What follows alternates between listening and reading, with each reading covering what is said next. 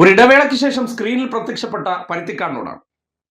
പ്രളയ സമയത്ത് ജ്വല്ലറി ഉദ്ഘാടനം, വിഭവസമൃദ്ധമായ വിരുന്ന്, 12 പേർ മരണപ്പെട്ട സന്ദർഭത്തിൽ ഏറ്റവും വേണ്ടപ്പെട്ട വ്യക്തിയുടെ പ്രവർത്തനങ്ങളെ സംബന്ധിച്ച് ചോദ്യങ്ങളൊന്നുമില്ല, ന്യായീകരിച്ചോളൂ. മുഖ്യമന്ത്രി കാര്യങ്ങൾ വിളിച്ചന്വേഷിച്ചിരുന്നു, കാര്യങ്ങൾ പറഞ്ഞു, ഇന്ന രീതിയിൽ ചെയ്യുന്നുണ്ടെന്നുള്ള കാര്യം ചോദിച്ചന്വേഷിച്ചു, ഞങ്ങൾ പറഞ്ഞു എന്നുള്ള കാര്യം സ്ഥലം MLA മാർ പറയുന്നുണ്ട്. ഓരോ ജില്ലയ്ക്കും ഓരോ മന്ത്രിമാരെ ചുമതല കൊടുത്തിട്ടുണ്ട്, ഓരോ രീതിക്കും ഓരോ മുഖ്യമന്ത്രിമാർക്കും ഓരോ പ്രവർത്തന ശൈലി ഉണ്ടാകാം. ഇനി മുഖ്യമന്ത്രിയുടെ ഭാഗത്തുനിന്നുള്ള അനാവശ്യമായി പറയാനുള്ള എനിക്ക് പറയാൻ തോന്നിയിട്ടുള്ള ഒറ്റ കാര്യമേ ഉള്ളൂ. ഇന്ന് ഒരു ജ്വല്ലറിയുടെ ഉദ്ഘാടന ചിത്രമാണ് ഫ്രണ്ട് പേജിൽ എല്ലാ പത്രങ്ങളുടെയും മുന്നിൽ മുഖ്യമന്ത്രി ഉദ്ഘാടനം ചെയ്യുന്ന ചിത്രം വന്നിരിക്കുന്നു. അത് ചെയ്യേണ്ട ദിവസമാണോ ഇന്ന്? ഇങ്ങനെയുള്ള ഒരു ദുരന്തം ഉണ്ടാകുന്ന സമയത്ത് ആ ഉദ്ഘാടന പരിപാടിയിൽ നിന്നും അദ്ദേഹം മാറി നിൽക്കാമായിരുന്നു. അതാണ് അദ്ദേഹത്തിന്റെ ഭാഗത്തുനിന്നുള്ള അനാവശ്യമായി എനിക്ക് തോന്നിയിട്ടുള്ളത്. ഇനി എല്ലാ ദിവസവും വൈകുന്നേരം വന്നത് മുഖ്യമന്ത്രിയുടെ വായിൽ നിന്ന് തന്നെ ഇത് വിശദീകരിക്കപ്പെടണമെന്നൊന്നും ഞാൻ കരുതുന്നില്ല. ആ ഒരുമിച്ചിറങ്ങേണ്ട സമയമാണ്. അഭിവർക്കിയൊക്കെ ഇപ്പോൾ പറയുന്നത് നിങ്ങൾക്ക് ഈ കാരണവരുടെ വേഷയെ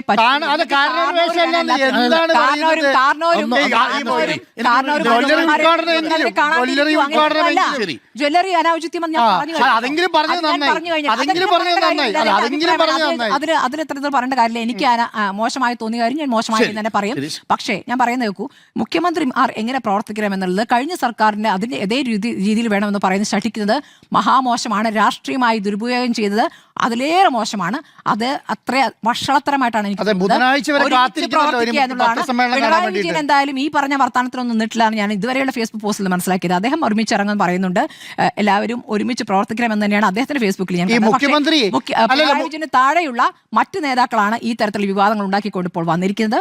മുഖ്യമന്ത്രിയുടെ ഔചിത്യക്കുറവും അനൗചിത്യക്കുറവും ഹെലികോപ്റ്റർ ഉപയോഗത്തിൽ ആണ് എന്ന് ഞാൻ കരുതുന്നില്ല.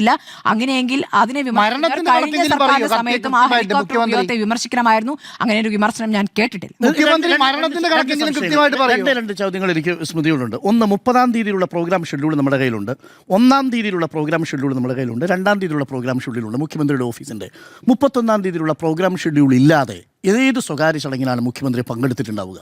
സ്മൃതിക്ക് അറിയിപ്പ് കിട്ടിയെന്നാണല്ലോ പറഞ്ഞത്. ഒരു ഹെലികോപ്റ്റർ എടുത്ത് 3 മണിക്കൂർ കൊണ്ട് പോകേണ്ട യാത്ര 55 മിനിറ്റ് കൊണ്ട് പറന്നു ചെന്ന് പങ്കെടുത്ത എറണാകുളത്തെ ആ സ്വകാര്യ മീറ്റിംഗ് ഏതായിരുന്നു?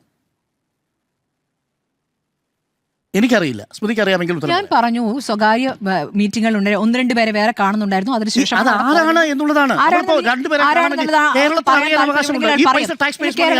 നോക്കൂ, ഇത് ഈ പൈസ അല്ലെങ്കിലും കൊടുക്കണം. നമ്മളെ പൈസ എടുത്ത് കൊടുത്തോണ്ടിരിക്കുകയാണ്. സർക്കാരിന്റെ കാലത്ത് തുടങ്ങിയതാണ്. 2023 നമ്മളെ പൈസ എടുത്ത് കൊടുക്കുന്നത്. നിങ്ങൾക്കില്ലാത്ത വേദന നിങ്ങൾക്ക് ഇപ്പോഴുണ്ടാകുന്നത് എന്തുകൊണ്ടാണ്?